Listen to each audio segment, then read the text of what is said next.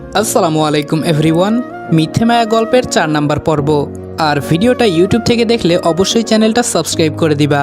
আর যদি Facebook page থেকে দেখো তাহলে আমাদের পেজটা অবশ্যই ফলো করে দিবা। তো চলো বেশি কথা না বলে গল্প শুরু করা যাক।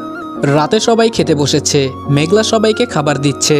তখন আকাশের বাবা বলল, কিরে মেঘলা, তোর বাসায় আসতে দেরি হলো কেন? মেঘলা বলল, আমি হারিয়ে গিয়েছিলাম আঙ্কেল।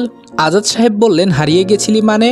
আর তোকে তো আকাশের নিয়ে আসার কথা, তুই একা এসেছিস কেন? মেঘলা বলল, ভাইয়া তো আমায় নিয়েই যায়নি, তাহলে নিয়ে আসবে কি করে? আজাদ সাহেব বললেন, নিয়ে যায়নি মানে? মেঘলা বলল, রাস্তার মোড়ে নামিয়ে দিয়েছিল, আমি বাসে করে গিয়েছি। আকাশ চোখ পাকিয়ে বলল, মেঘলা? মেঘলা ভয়ে চুপ হয়ে গেল। আজাদ সাহেব বললেন, তুমি ওকে ধমকাচ্ছ কেন? মেঘলা রাস্তাঘাট চেনে, কোন বুদ্ধিতে তুমি ওকে একা ছেড়ে দিলে? তুমি তো এমন দায়িত্বহীন ছিলে না আকাশ। রাবেয়া বেগম বললেন, থামো তুমি, বাড়ির কাজের মেয়ের জন্য নিজের ছেলেকে কথা শোনাচ্ছ। কাজের মেয়েকে ও কেন কলেজে নিয়ে যাবে? কাজের মেয়ে কাজের মেয়ের মতো থাকবে। মেঘলা, তুই বা কেমন? নিজের জায়গাটা কেন ভুলে যাস? এই পরিবারে কে তুই? একটা পরগাছা ছাড়া কিছুই না।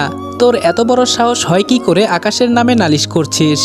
আকাশের ভাবি বলল, ঠিক বলেছ মা, আসলে বাবা আদর দিতে দিতে ওকে একদম মাথায় তুলে ফেলেছে, এই জন্যই ও কাউকে মানতে চায় না। কথায় আছে, কুকুরকে লাই দিতে নেই। মেঘলা দাঁড়িয়ে দাঁড়িয়ে কথা শুনছে।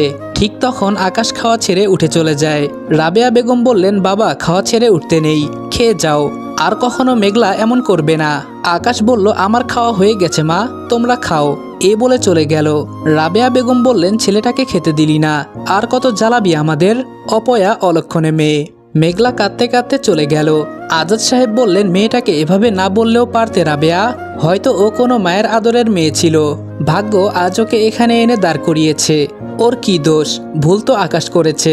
গাইস, তোমরা কি জানো আমি ওয়ানেক্সে গেম খেলার মাধ্যমে প্রতিদিন টাকা আয় করি? এই আইপিএলে তোমাদের পছন্দের টিমের ওপর বাজি ধরে তোমরাও যদি আমার মতো টাকা আয় করতে চাও তাহলে এখনই গুগলে ওয়ানেক্স সার্চ করে অফিসিয়াল ওয়েবসাইটে গিয়ে রেজিস্ট্রেশন করো। আর রেজিস্ট্রেশনের সময় যদি আমার দেওয়া special promo code RED18 use করো তাহলে অসংখ্য বোনাস এবং ফ্রি স্পিন পেয়ে যাবা। আর ওয়ানেক্স কিন্তু একটা ইন্টারন্যাশনাল লাইসেন্সকৃত প্ল্যাটফর্ম এবং সবচেয়ে বিশ্বস্ত। এখানে তোমরা ক্রাশ ক্রিস্টালের মতো গেম খেলে সহজেই টাকা আয় করতে পারবে এবং বিকাশ নগদের মতো সকল মোবাইল ব্যাংকিং অ্যাপের মাধ্যমে সহজেই তোমরা তোমাদের জেতা টাকা তুলতে পারবে। আর 24 ঘন্টা 7 দিন কাস্টমার সাপোর্ট সুবিধা তো রয়েছেই। তাই আমি এটা ব্যবহার করে আমার রেগুলার হাত খরচের টাকা আয় করি, তোমরাও ট্রাই করে দেখতে পারো। রাবেয়া বেগম বললেন, রাখো তো আদরের মেয়ে, কার না কার পাপ আমরা বয়ে বেড়াচ্ছি, আর ভুলটা আকাশের নয় তোমার। আচ্ছা, তুমি কি ভুলে গেছো মেঘলাকে কেন গ্রামে পাঠানো হয়েছিল? যদি ভুলে গিয়ে থাকো মনে করিয়ে দেই, ছোটবেলায় আকাশ মেঘলার জন্য পাগল ছিল। কেউ ওকে কিছু বললে আকাশ মেনে নিতে পারতো না। আকাশ দিন দিন মেঘলার জন্য ডিসপ্যারেট হয়ে উঠছিল, তাই মেঘলাকে সরিয়ে দিয়েছিলাম। অনেকদিন পর আকাশ মেঘলাকে ভুলতে পেরেছিল। এখন কি তুমি চাচ্ছ যে আকাশ আবার মেঘলার প্রতি দুর্বল হয়ে যাক? আগে আকাশ ছোট ছিল তাই প্রতিবাদ করেনি, এখন যদি একবার আগের মতো হয়ে যায় ওকে সামলানো যাবে না। শুনে রাখো, বাবা মার পরিচয় নেই এমন মেয়েকে আমি কখনোই বউ হিসেবে মেনে নিব না। বিপাশার বোন হবে আমার ছেলের বউ, আর কেউ না, বুঝেছো? তাই আকাশ যেমন ওকে সহ্য করতে পারে না তেমনই থাকতে দাও। তোমার বাড়ি তুমি কাকে এনে রাখবে সেটা তুমি ভালো জানো, কিন্তু এদের দুইজনকে কাছাকাছি আনার চেষ্টা করো না। যত তাড়াতাড়ি পারি মেঘলার বিয়ে দিয়ে বাড়ি থেকে আপদ বিদায় করব। আজাদ সাহেব বললেন, ও আচ্ছা, এই জন্যই তোমরা দুইজন সারাদিন মেয়েটার পেছনে পড়ে থাকো। খোদা তোমাদের কি দিয়ে তৈরি করেছেন কে জানে। মেয়ে হয়ে অন্য একটা মেয়েকে বিনা দোষে কত কষ্ট দাও।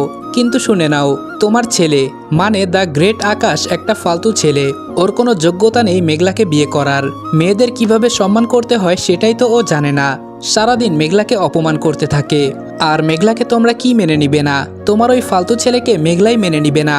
যত সব ফালতু লজিক। রাবেয়া বেগম বললেন, যা ইচ্ছা বলতে থাকো, কিন্তু ওই ফকিন্নিকে আমি আমার সংসারে থাকতে দিব না।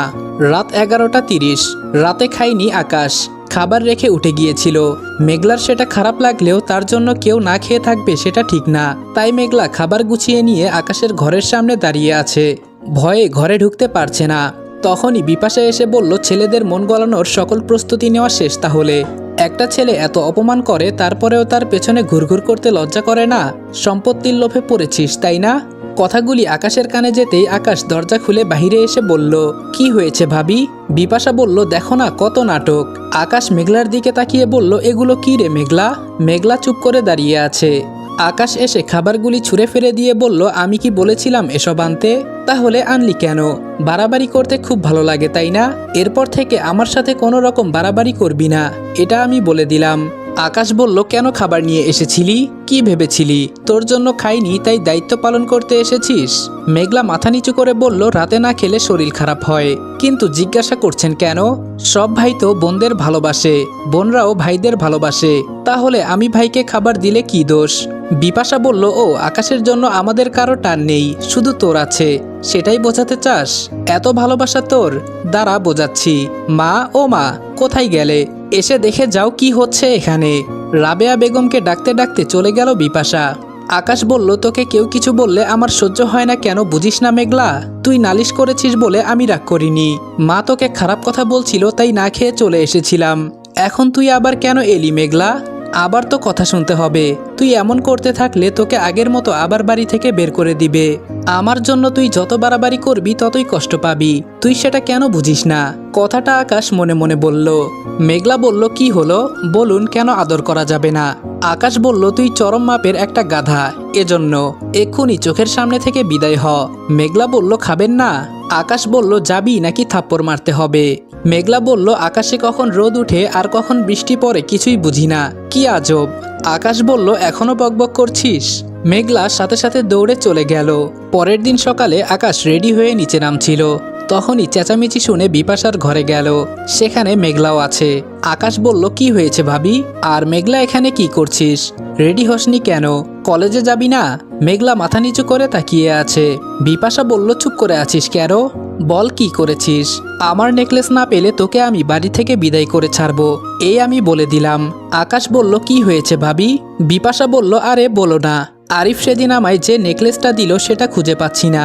আমি নিশ্চিত ওটা মেঘলা সরিয়েছে, ও ছাড়া আমার ঘরে কেউ আসেনি। আকাশ চোখ রাঙিয়ে মেঘলার দিকে তাকাতেই মেঘলা বলল, আমি নেইনি ভাইয়া। আকাশ বলল, তোর সারা বাড়ি থাকতে ভাবির ঘরে এসেছিলি কেন? মেঘলা বলল, ভাবির ঘরে টিভি দেখতে এসেছিলাম কাল রাতে, এছাড়া আর কখনো আসিনি।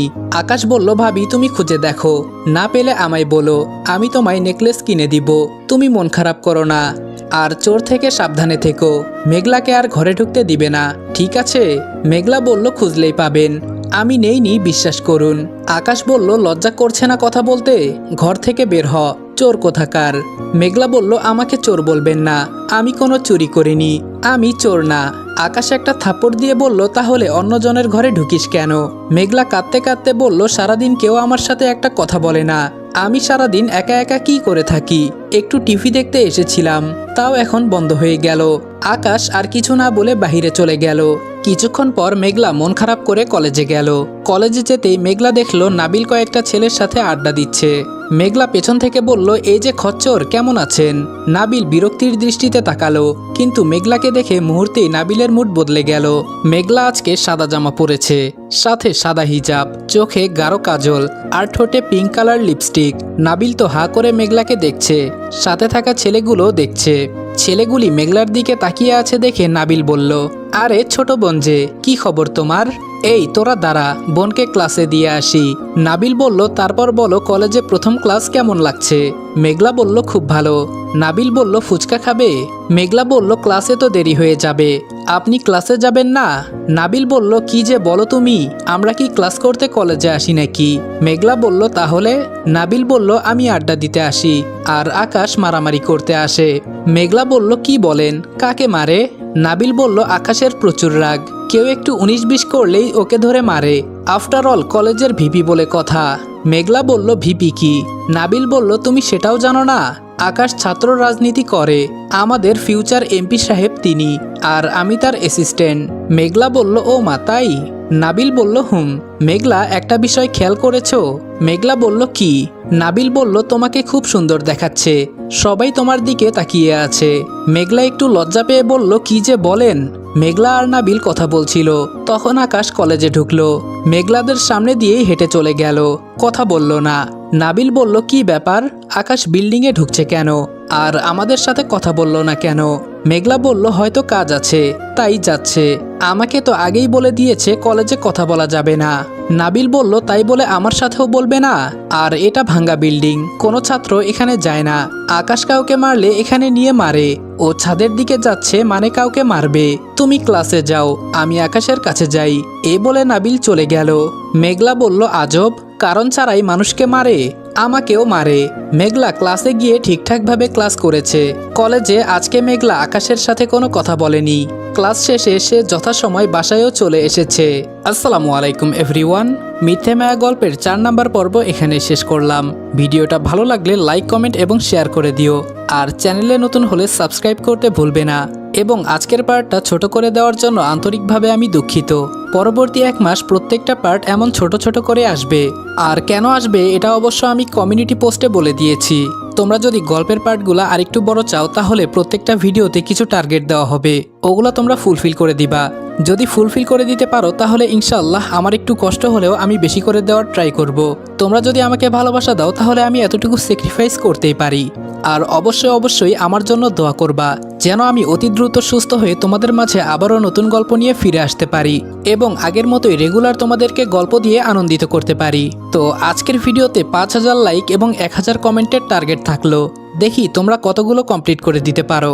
তো আজকের মতো বিদায় নিচ্ছি প্রিয়। ভিডিওটা ভালো লাগলে লাইক করে দিও। কিছু আবালদের কেটে দে বলেই তোমাদেরকে জানাই আল্লাহ হাফেজ।